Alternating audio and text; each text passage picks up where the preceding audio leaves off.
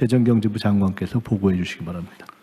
예, 다주택자 양도소득세 중과 유예 종료 및 보완 방안에 대해서 보고를 드리겠습니다.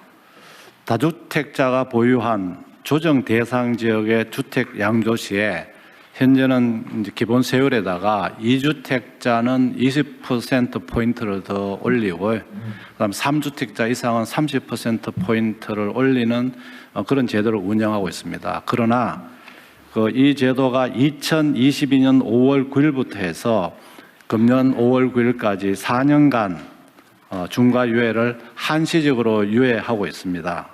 하지만 그동안에 저희들이 정책을 운영한 결과 정책 신뢰성은 제한되면서 또 비정상적 불공정한 형태의 어떤 그런 유발 현상이 나타났기 때문에 이제는 좀 정상화할 필요가 있다는 이런 생각에서 이번에 이제 중과 유예를 종료할 예정입니다. 그러나 지금 그동안에는 이제 부동산 거래 관행이라든지 또는 최근에 그 조정 지역을 확대한 경과 등을 감안해서 시장에서의 현실은 감안하면서 또 국민 불편을 최소화하는 방안을 저희들이 오늘 제안하고자 합니다. 첫 번째는 강남 3구와 용산 등 기존에 이 제도를 적용하고 있던 지역에 대해서는 원칙적으로 5월 9일까지 잔금을 다 납부해야지만 이 유예를 받을 수 있겠습니다만 너무 기간이 촉박한 관계로 5월 9일까지 계약만 하고 3개월 이내에 잔금 또는 등기를 하는 경우까지도 저희들이 시장에 어떤 할 수 있는 적응력을 높이는 방안을 하려고 하고 있고요.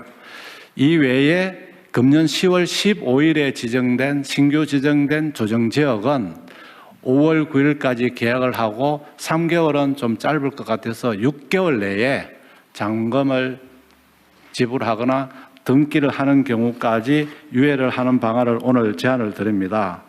오늘 국무회의 토의 결과와 여론 수렴 등을 거쳐서 조속히 다주택 중과 유예 종료 방안을 마련해서 법령 개정 등 사후 절차를 추진할 계획으로 있습니다.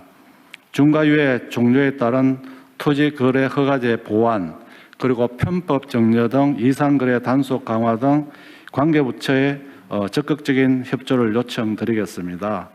이번이 아마 중과를 피할 수 있는 마지막 기회라고 생각하고 아마 이런 기회를 이용해서 국민들께서 중과를 받으시는 일이 없도록 했으면 좋겠습니다. 이상 보고를 마치겠습니다. 재경부 장관님, 네. 말씀 도중에 아마라는 표현 2번 하셨거든요. 예. 아마 없습니다. 아마 없습니다. 알겠습니다. 아마가 아니고 이게 지금 저는 정책의 신뢰나 예측 가능성이 정말로 중요하다고 생각하는데 예를 들면 이게 4년을 유예한 게 아니고 1년씩 3번을 유예해 온 거예요. 1년 이번에는 끝이야. 또 가가지고 또 이번엔 진짜 끝이야. 또 가가지고 진짜 끝이야. 그다음에 진짜 이번에는 진짜 정말 끝이야. 네. 이러면 이게 누가 믿겠냐고요. 그래서 아마 타성이 붙은 것 같습니다. 아마 하지 말라니까. 어쨌든 정책은 약간의 부당함이 있더라도 한번 정하면 그대로 해야 돼요. 보완은 그 후에 다른 방식으로 해야지 그 자체를 밀어버리거나 변형을 해버리면 정책을 안 믿게 되죠. 네, 그렇게 하도록 하겠습니다. 그리고 믿은 사람만 손해보잖아요. 안 믿은 사람은 득보고 믿은 사람은 손해보고 정부 정책을 잘 따른 사람은 상대적으로는 손해봤다는 느낌 들고 안 따르고 버티고 힘써가지고 바꾸는데 영향을 줘서 바꾼 사람만 득보고 이러면 이게 공정한 사회가 되겠습니까? 비정상적인 사회로 자꾸 하잖아요. 그래서 앞으로는 그런 거 절대 없게 하도록 해야 됩니다. 네, 원칙대로. 원칙적으로 하고 이게 이제 이 문제뿐만이 아니라 다른 문제도 비슷해요.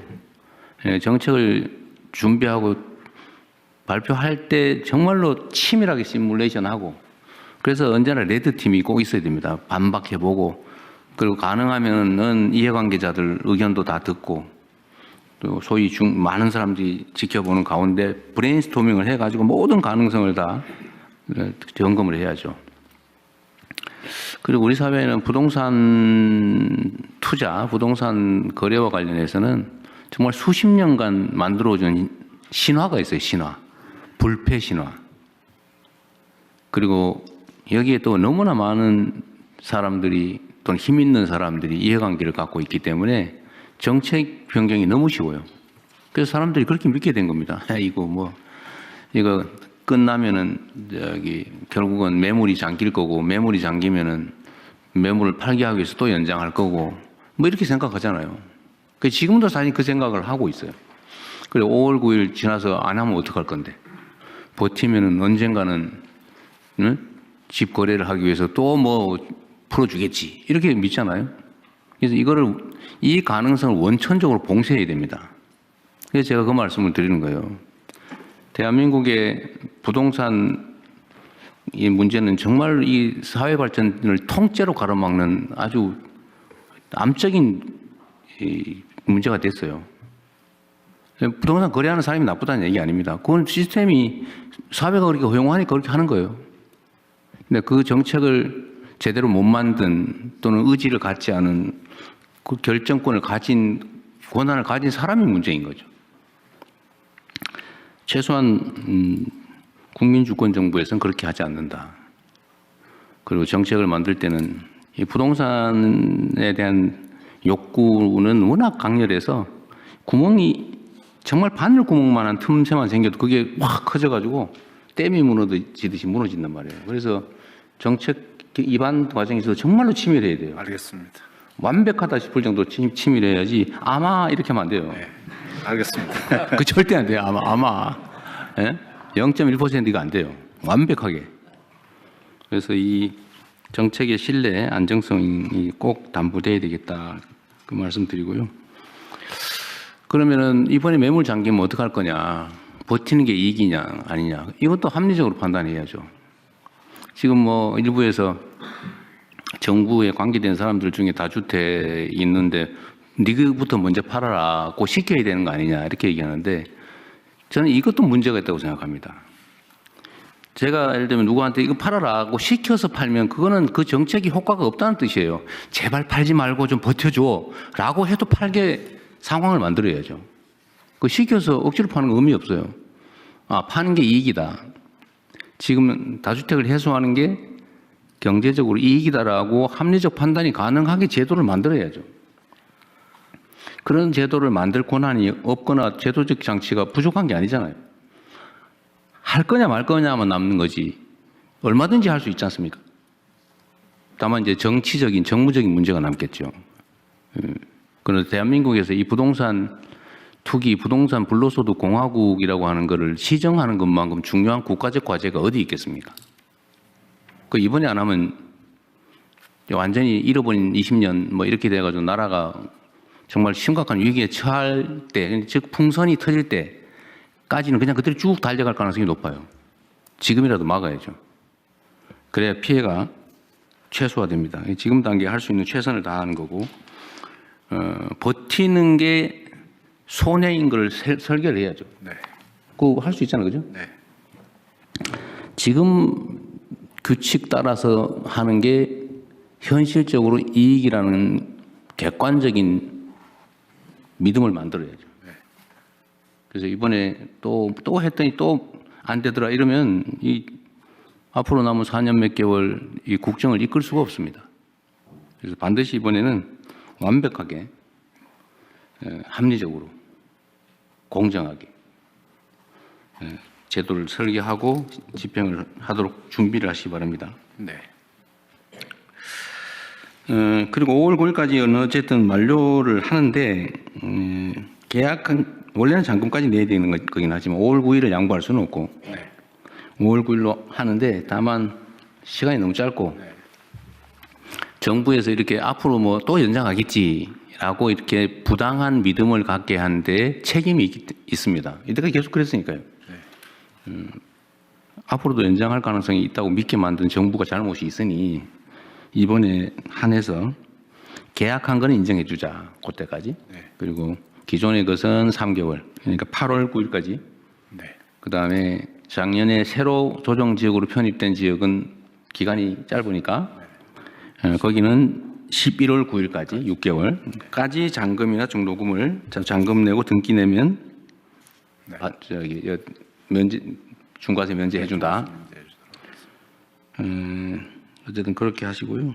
앞으로는 아마는 없다. 네. 확실하게. 확실하게. 들어가자. 네, 알겠습니다.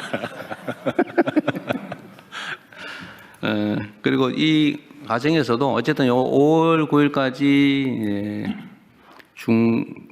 중과세 면제 네. 요 기준은 지키되 불합리한 결과가 발생할 수 있는 예외적 상황들이 있을 수 있잖아요. 네.